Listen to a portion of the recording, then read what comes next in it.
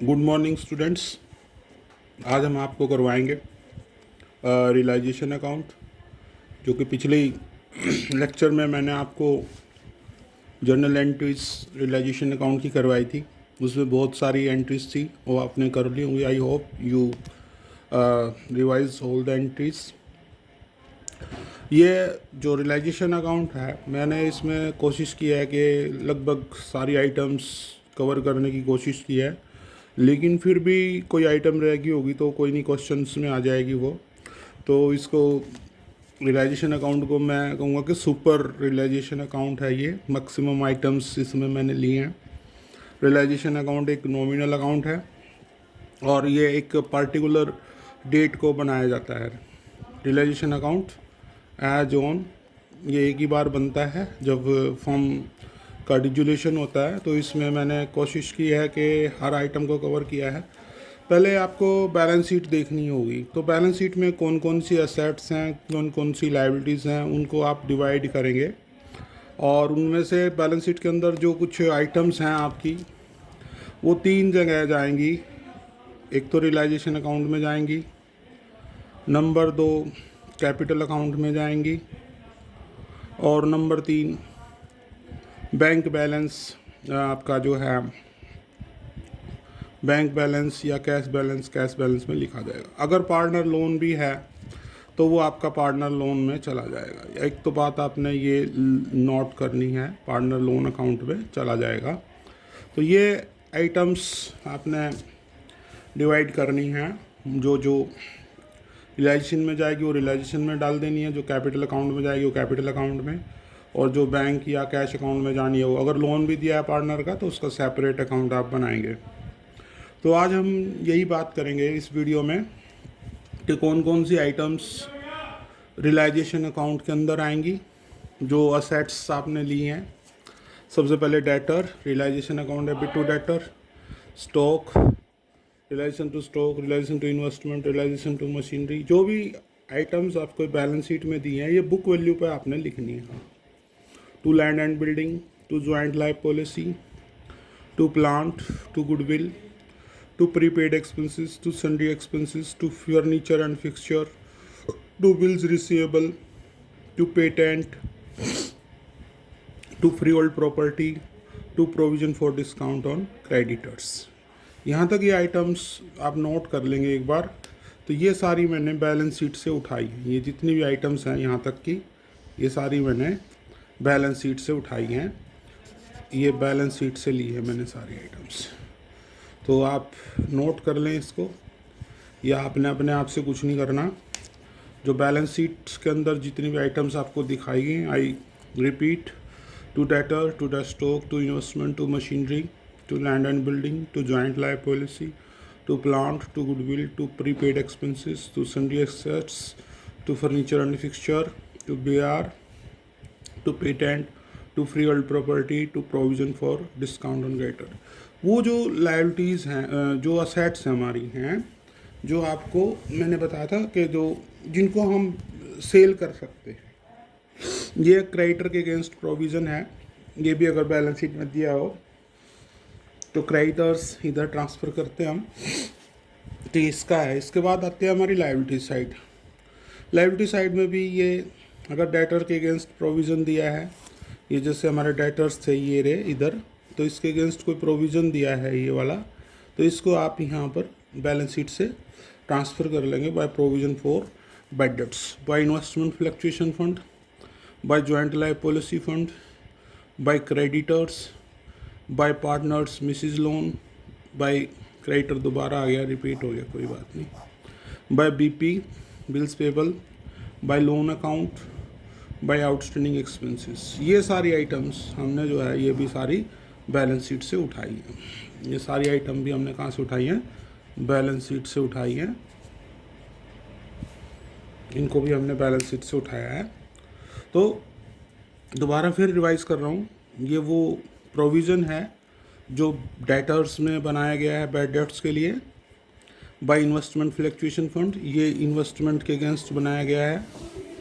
और इसके बाद आपका है बाय जॉइंट लाइफ पॉलिसी, ये जॉइंट लाइफ पॉलिसी इसके अगेंस्ट बनाया गया आपने। ये रिजर्व है पॉलिसी का फंड है, ये इन्वेस्टमेंट फ्लक्चुएशन फंड है, और ये आपका डेटर्स ये भी इसके अगेंस्ट है। उसके बाद creditors, partner Mrs loan, bills payable, loan account, outstanding expenses. इसके बाद बात आती है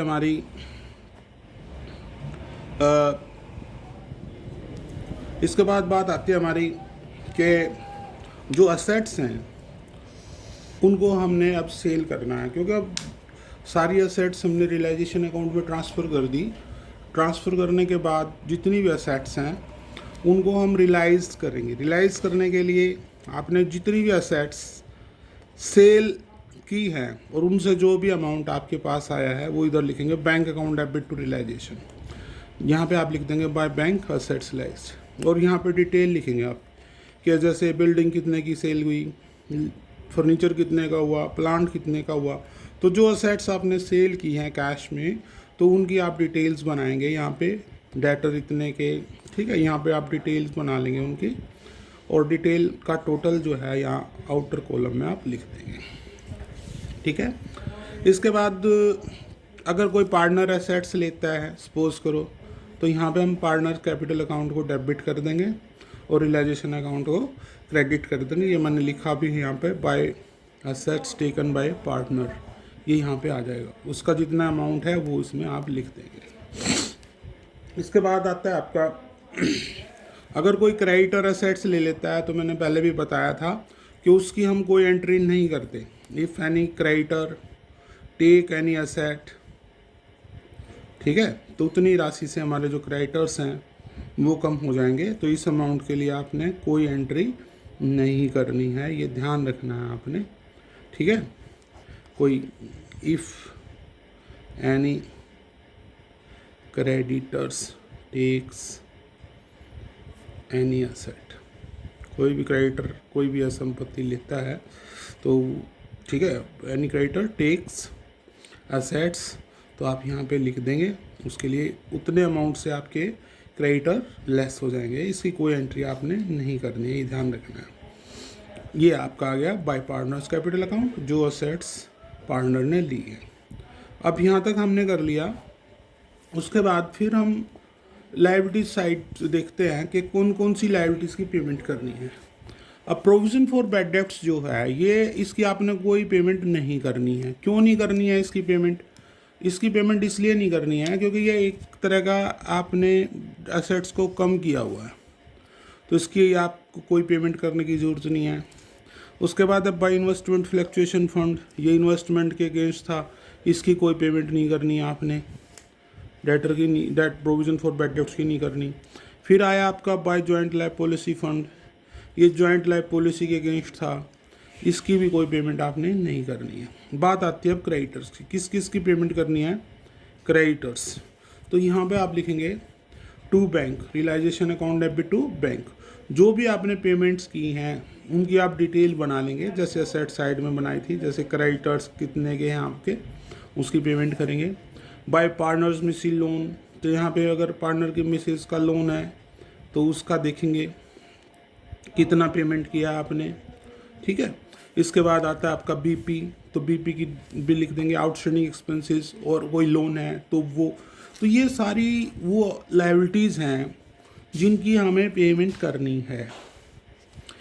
creditors, Mrs loan, BP, loan account, outstanding expenses और एनी अदर लायबिलिटीज़, कोई भी है जिसकी आपने पेमेंट करनी है, वो यहाँ पर आपको क्वेश्चन में बोलेगा। अगर किसी लायबिलिटीज़ की इनमें से पेमेंट करने के लिए नहीं बोला है क्वेश्चन में, सपोज करो कि क्रेडिटर्स हैं, क्रेडिटर्स के बाद जो है आपने अपने आप पेमेंट करनी है, फुल पेमेंट आपने करनी है। यहाँ पर जो क्रेडिटर्स हैं तो क्रेडिटर्स की फुल पेमेंट आपने करनी है। मिसिज लोन की भी अगर उसने नहीं बोला है तो भी आपने पेमेंट करनी है, ठीक है। तो ये आपने ध्यान रखना है कि अगर क्वेश्चन में बोला गया लायबिलिटीज़ के लिए कि क्रेडिटर को इतनी पेमेंट की गई है और इसको इतनी की गई है, वो किसी थर्ड पार्टी की लायबिलिटीज़ के बारे में, इनको हम थर्ड पार्टी लायबिलिटीज़ भी बोल देंगे, थर्ड पार्टी लायबिलिटीज़। इनको बोलेंगे हम थर्ड पार्टी लायबिलिटीज़। तो इनकी पेमेंट आपको अगर क्वेश्चन में बोला है ठीक है, नहीं तो अपने आप भी करनी होती है, अपने समझ से देख लेंगे आप किस किस की पेमेंट आपने करनी है, यहाँ पर आप उसकी पेमेंट आप कर देंगे। सपोज करो इसके बाद आपके रियलाइजेशन के एक्सपेंसेस आते हैं टू बैंक अकाउंट, यहाँ पे लिख देंगे ये रियलाइजेशन एक्सपेंसेस हैं। अगर कोई भी पार्टनर अपनी तरफ से कोई खर्चा करता है रियलाइजेशन का, सपोज करो कोई भी पार्टनर करता है, तो यहाँ पर हम उसका कैपिटल को क्रेडिट कर देंगे टू पार्टनर्स कैपिटल अकाउंट, यहाँ लिख देंगे रियलाइजेशन एक्सपेंसेस। ये भी आपने ध्यान रखना है। ये अगर नगद में खर्चे किए हैं आपने, realization account debit to bank, ये यहाँ पर एक्सपेंसेस। ये है आपका टू पार्टनर्स कैपिटल अकाउंट, ये वो लायबिलिटीज़ हैं जिनका भुगतान पार्टनर्स ने किया है अपनी तरफ से, अपनी जेब से किया है। तो यहाँ पर हम रियलाइजेशन अकाउंट को डेबिट कर देंगे और पार्टनर्स कैपिटल अकाउंट को क्रेडिट कर देंगे और उनकी पेमेंट आपने यहाँ पर दिखानी है। उसके बाद आता है हमारा प्रॉफिट और लॉस ऑन रियलाइजेशन। अगर आपकी क्रेडिट साइड ज़्यादा है और आपकी डेबिट साइड कम है, तो ये जो डिफरेंस है, देखिए ये वाला, यहाँ पर आप बैलेंस निकाल लेंगे, ये बैलेंस निकाल लेंगे आप, ठीक है। तो ये जो बैलेंस आएगा ये आपका प्रॉफिट ऑन रियलाइजेशन हो जाएगा और इसको हमने एंट्री करनी है realization account debit to partners capital account. 3 partner हैं तो 2A कैपिटल 2B कैपिटल अलग अलग कैलकुलेट करना है ये आपने, और यहाँ अलग अलग कैलकुलेट करके और यहाँ टोटल आउटर साइड में लिख देंगे, या फिर आप इसी को बाहर के कॉलम में आउटर साइड में लिख सकते हैं, आउटर कॉलम में लिख सकते हैं। इसके बाद आता है हमारा लॉस की बात आती है। जब डेबिट साइड बड़ी हो जाती है, when debit side is more than credit side, तो यहाँ तक देखिए आप, तो ये रिज़ल्ट जो है आपका लॉस निकल कर आ जाएगा और यहाँ पर एंट्री हो जाएगी आपकी A's capital account debit, B's capital account debit, C's capital account debit to realization. यहाँ पे भी हम डिटेल लिख देंगे, आउटर कॉलम में लिखना चाहें तो आउटर कॉलम में लिख देंगे इसको। तो ये जो टोटल है ये आपका लॉस आ जाएगा। तो ये ध्यान रखना है आपने रियलाइजेशन अकाउंट के बारे में। एक बार फिर मैं दोबारा से रिपीट कर देता हूँ जल्दी।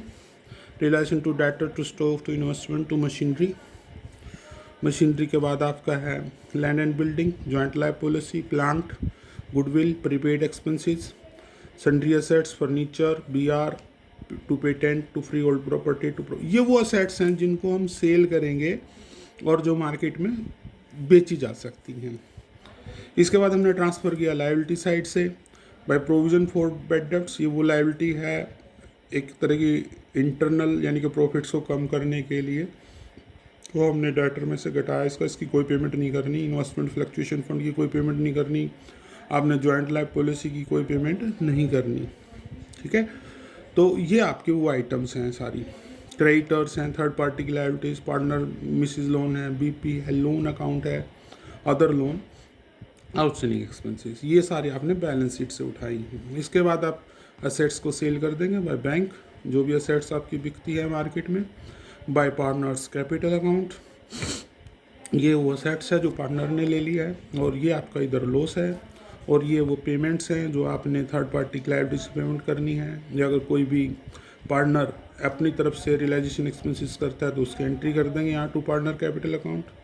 अगर नगद में फर्म ने खर्चे किए हैं realisation account debit to bank, ये रियलाइजेशन एक्सपेंसेस आ जाएंगे आपके।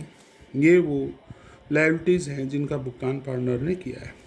इसके अलावा ये अगर क्रेडिट साइड ज़्यादा है तो ये प्रॉफिट आ जाएगा, ये हम रियलाइजेशन अकाउंट में ट्रांसफ़र कर देंगे।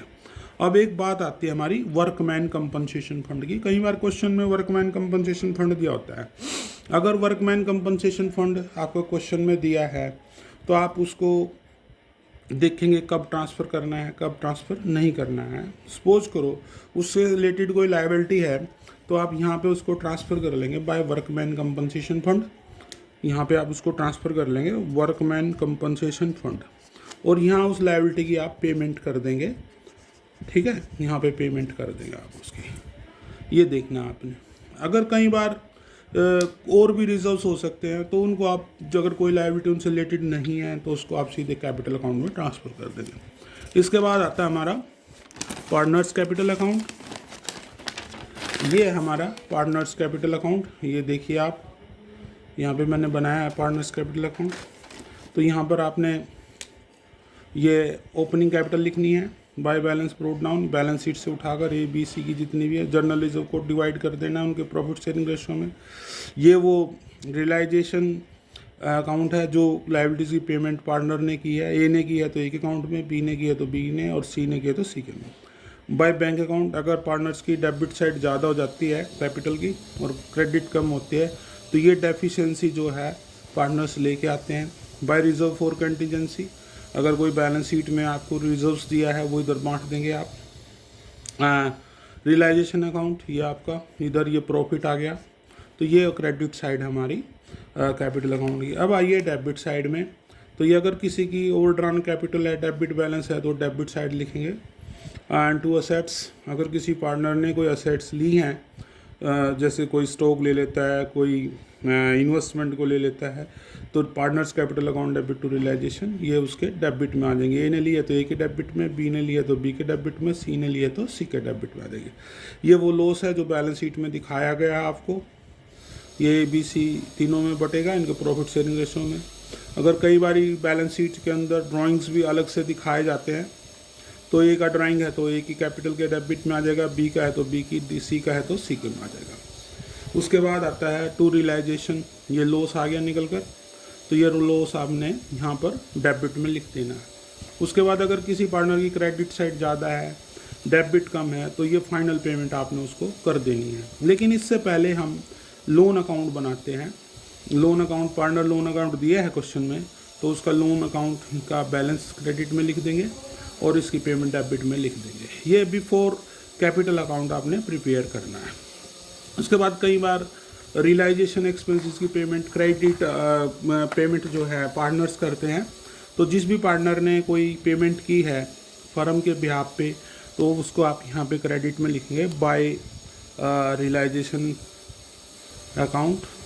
जैसे एक्सपेंसेस की है तो जिसने भी किया, मान लो बी करता है तो बी के खाते में क्रेडिट में लिख देंगे। इस तरह से ए करता है तो ए के में लिख देंगे, सी करता है तो सी के में लिख देंगे। ये ध्यान रखना आपने। पहले आपने नंबर 2 पर लोन अकाउंट बनाइए, नंबर 1 पर रियलाइजेशन अकाउंट बनाइए, और नंबर 3 पर आप जो है कैपिटल अकाउंट बनाइए। तो ये 2 अकाउंट मैंने क्लियर कर दिए। दोबारा फिर बता देता हूँ, ये ओपनिंग कैपिटल है, credit balance, journal reserve, realisation account, ये भी लायबिलिटीज़ की पेमेंट पार्टनर ने की है बाय बैंक। अगर किसी पार्टनर के डेबिट बैलेंस ज़्यादा है, डेफिशिएंसी निकल कर आती है। उसके बाद बाय रिजर्व फॉर कंटीजेंसी, ये रिजर्व बांट देंगे हम ए बी सी में। उसके बाद आता है बाय रियलाइजेशन अकाउंट, ये प्रॉफिट आ जाएगा आपका। और ये डेबिट साइड आपकी रियलाइजेशन का लॉस डेबिट में आएगा, और रियलाइजेशन की जो भी असेट्स पार्टनर ने ली है, सपोज करो ए लेता है फर्नीचर, तो ए के डेबिट में लिखेंगे। लॉस है तो ये जो आपको बैलेंस शीट में दिया हुआ प्रॉफिट एंड लॉस, ये डेबिट में लिखेंगे। ड्राइंग्स है तो भी डेबिट में लिखेंगे। रियलाइजेशन का लॉस, ये भी डेबिट में आ जाएगी। ये फाइनल पेमेंट आपकी इधर आ जाएगी, ठीक है। इसके बाद आता है आपका लास्ट में कैश या बैंक अकाउंट। तो बैंक दिया है तो बैंक अकाउंट बना लेंगे, कैश दिया है तो कैश अकाउंट बना लेंगे। यहाँ पे देखिए ये ओपनिंग बैलेंस है, ओपनिंग बैलेंस है, ये कैश या बैंक का डेबिट में लिखेंगे। जो भी असेट्स आपने सेल किए हैं उनका अमाउंट आप यहाँ पे डिटेल जो टोटल पीछे रियलाइजेशन अकाउंट में किया था वो यहाँ पे लिख देंगे। टू पार्टनर्स कैपिटल अकाउंट, अगर किसी पार्टनर की डेफिशिएंसी है तो यहाँ पे लिख देंगे। इसके बाद आता है आपका, अगर बैंक का ओवरड्राफ्ट है तो क्रेडिट में आ जाएगा आपका बैलेंस, और अगर मान लो किसी लायबिलिटीज़ पेमेंट हमने कैश में की है तो यहाँ बैंक से की है तो यहाँ पर आ जाएगा आपका बाय रियलाइजेशन अकाउंट। ये एक्सपेंसेस हैं जो फर्म ने पेमेंट की है, रियलाइजेशन एक्सपेंसेस, यहाँ लिख देंगे आपका realisation account debit to bank by realisation account. ये पार्टनर लोन की पेमेंट है, जैसे अभी यहाँ पीछे मैंने बताया था आपको, बाय पार्टनर लोन। और उसके बाद ये फाइनल पेमेंट है ए बी सी जो भी है, अगर सोलवेंट हैं ऑल पार्टनर्स और उनका लास्ट पेमेंट बचती है क्रेडिट बैलेंस में, तो ये फाइनल पेमेंट जो है आपने देनी है पार्टनर्स को। ये बैलेंस निकल कर आ जाएगा। बाद में ये देखना कि बैंक अकाउंट का बैलेंस आपका इक्वल आया है या नहीं, ये ध्यान रखना है।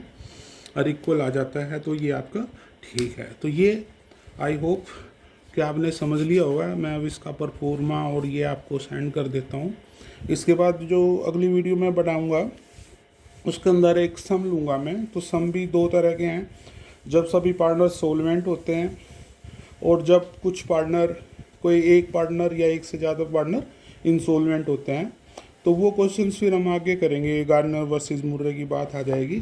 तो ये ध्यान से आपने करना है, परफॉर्मा रिवाइज। इसके बाद फिर हम क्वेश्चंस करेंगे। तो नेक्स्ट वीडियो जो है मैं वो आपकी क्वेश्चंस की डालूँगा, एक क्वेश्चन करवाऊँगा अच्छा सा। तो ये परफॉर्मे आप लर्न कर लें। लर्न करने के बाद जो है आपको जो नेक्स्ट वीडियो में आपको शेयर करूँगा। Thank you very much. और अपनी स्टडीज़ आप करते रहिए। अगर इसमें कोई भी पॉइंट आपको पूछना है तो आप जो है कमेंट में डाल सकते हैं वीडियो के। Thank you very much. और वीडियो को लाइक भी कर दें, शेयर भी कर दें अपने फ्रेंड्स में और किसी को भी जो आपके स्टूडेंट्स हैं। Okay, thank you.